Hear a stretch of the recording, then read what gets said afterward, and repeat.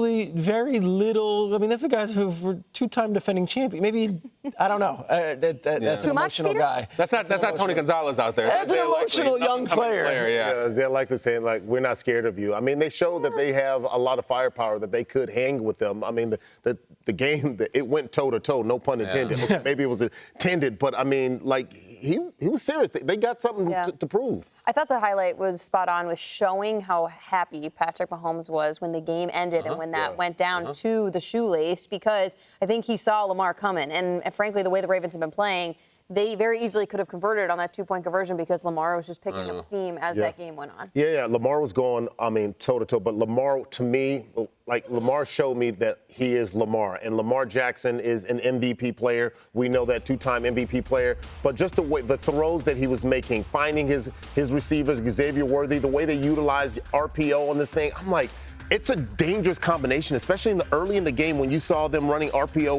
with Derrick Henry, and the way they utilized that, getting off into the edge. When he hits that edge, he's 88 and out the gate.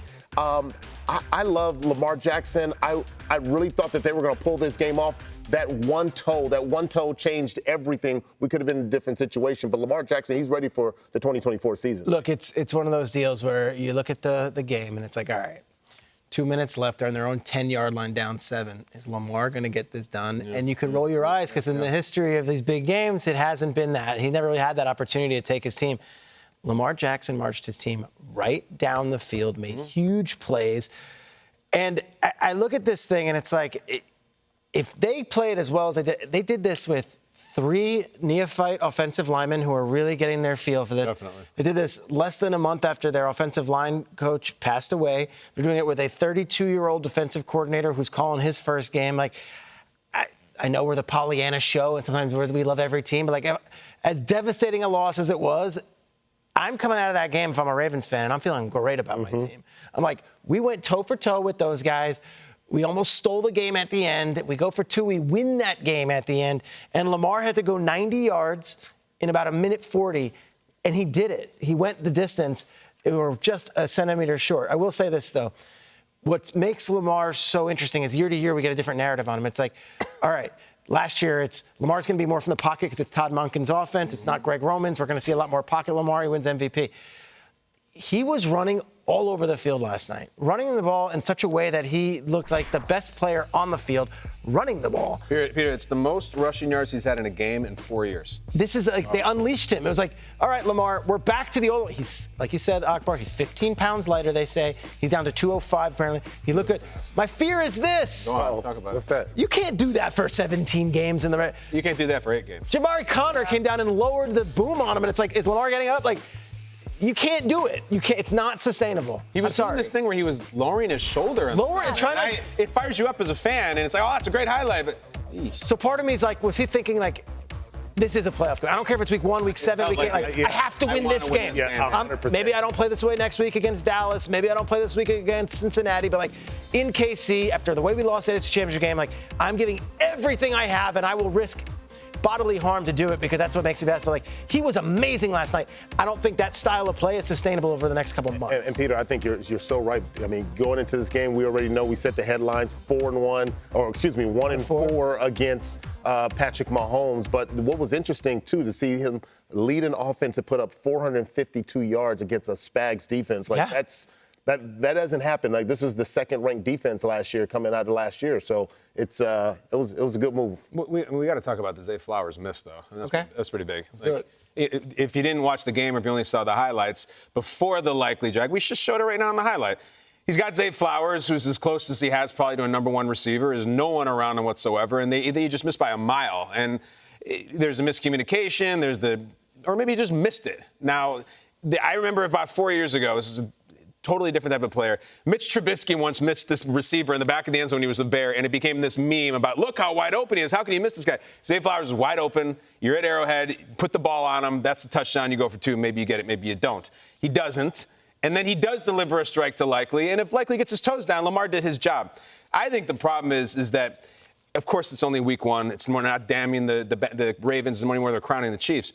There becomes a thing where, like, we can't beat these guys. Like, I'm reminded of Pedro Martinez, when he would come out, and I guess just the Yankees are my daddy. I just can't beat them. Like, and he was so mad after the game in the clubhouse, and he just kind of threw his hands up. If you're Lamar, you're like, God, I gave it my all last night. I really, really did. I played so hard. I ran, I threw, and we still can't beat them. And there's this thing where it's not just the X's and O's. It's like the next time they play the Chiefs, it's like, man, they beat us in our house, they beat us in their house. It becomes a thing if you let it. I think Lamar really wanted that one. I think it felt when you watched him, it looked like the AFC title game was supposed to look. Like he was on the sidelines talking. He played way harder, way more intense, and he was way healthier, I know, than he was in the title game. But if you were to just do a blind item about, like, which one of these is the title game, which one is week one, and you showed the title game in that, like, last night you would have thought that's the title game, but he lost that one too. Are you feeling afterwards, and I guess, like, you know, you get it. I'm saying it's not sustainable. Is that something he can do over the course of his? Because he would have like 200 rushes on the season. Like, you can't. I honestly wonder if he was running that way because it was the Chiefs. Like, he knew the stage and he knew how much he wanted to beat him. Whoever they play week 2, week 3. I mean, Lamar knows what to do. He knows how to protect himself. He's not reckless like that. He's not like Anthony Richardson, a rookie, gets hurt. Like, I think he'll go back. I think it was like, I'm going to flip into kill mode for this night. I want to beat this team. And if I have to truck people or run a lot, I will. I suspect next week, I think it'll be different because I think he's smart. Can I run an observation by you guys? Because that Zay Flowers miss, that wasn't just the one time that happened in that game. He was tall and likely on that play that he almost got injured on later. That catch that likely made or did not make with his foot on the ground, that one was high, likely had to go up for. Early in the game, first drive, the touchdown scoring drive, Zay Flowers, there was the offsetting penalty. Ronnie Stanley gets one of his half a dozen penalties. But that throw to Zay Flowers, they got called back on interference of Jalen Watson. Zay Flowers had to stop on a dime and come back for that. Maybe Lamar at this point, because Patrick Mahomes' timing was incredible for night one. Lamar, maybe his timing was just a little off coming to this one. And at some point, if you are Lamar Jackson, you got to tuck the ball in and take matters into your hands if you just feel like you're a foot off. And Peter's right. Listen, there's two things.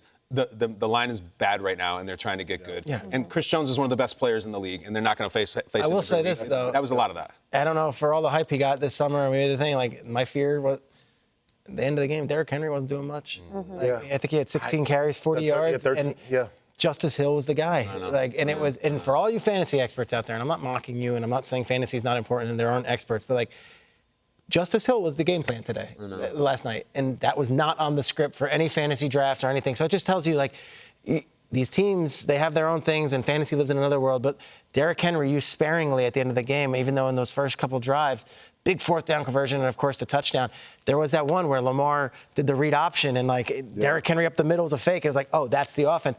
But I was really intrigued that he was not the focal point by any means. And I feel like you're absolutely right. He should have had that ball 20 times, 25 They were times down. because They were down 10 at one point, and that game plan goes out. But it was like, obviously, first drive, let's use him a lot. And then it wasn't much after. It's one game. But I hear what you're saying. It sets the tempo, too, especially for a young offensive lineman like that. I mean, you know, you've got some younger ones in there because Chris Jones made it very, very difficult for them. So that's why other times you saw Lamar Jackson running out like, oh, I don't have a lot of time here. I got to go. And he's got a lot of speed, too. So. Peter, speaking of that young offensive line, and you mentioned Joe D'Alessandris, the offensive line coach with the Ravens that passed today. The Ravens have to fly back today and go to a service for him, which is just really heavy emotionally for this team. So they now have 10 days off that they have to get ready for their next opponent. I think they play Dallas next, which is like no walk in the park. No.